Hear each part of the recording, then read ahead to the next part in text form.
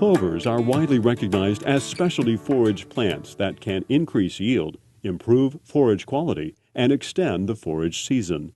Clover species are usually grown along with grasses and have the unique ability to convert airborne nitrogen into nitrogen that nourishes other plants.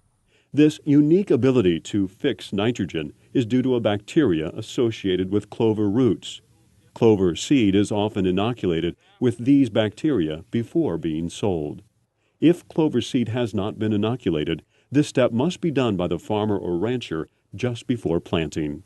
When the clovers are growing next to grasses, then the grasses benefit from that nitrogen that the clovers provide. So we get more production out of our grasses in addition to the production of the clover. The clover is our lifesaver for us being involved with the grazing operation that we do.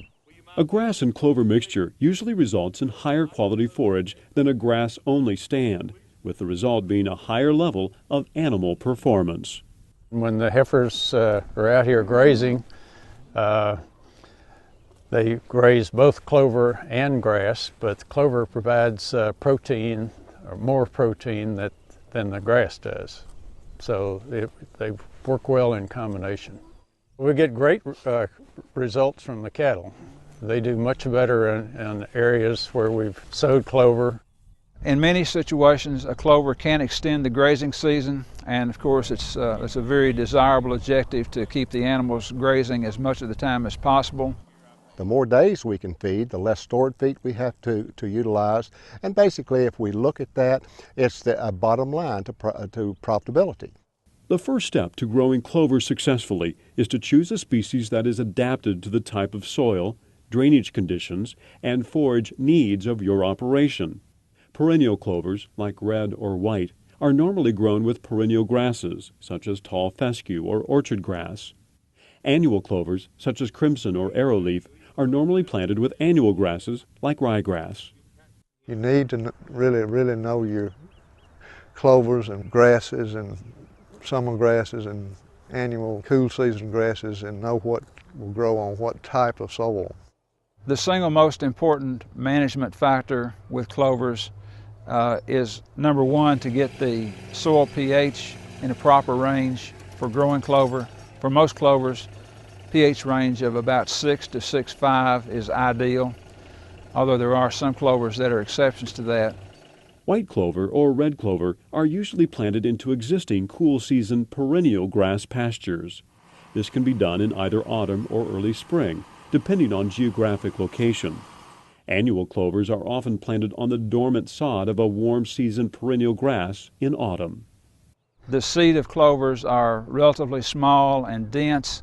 It's important to not plant the seed too deeply, and of course, because they are small, getting the seeding rate correct can be more difficult than is the case with many grasses. And then we want to select good quality seed. We want to select a variety that's capable of growing in our area and capable of producing. And then we need to seed that at an appropriate time. And we need to seed it in a window that'll give us the greatest opportunity for success. Good grazing management is essential when growing clovers. It's important to allow the plants to have a periodic rest from grazing, which benefits both the livestock and the pasture. We need to rotationally graze our pasture to get the best results from the standpoint of the most dry matter produced, waste the less amount of feed, use it in a higher quality state, and use it over more days of the year. Everything I try to do here, I want to be somewhat sustainable. All forage-based livestock producers should take the time to consider clovers for their program. Experience shows clovers can make a positive impact on your bottom line.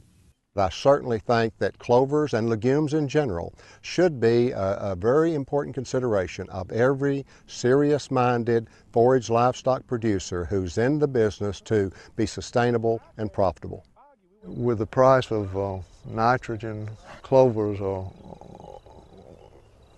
really the only way to go. All of my really profitable cattle grazing has been done with legumes.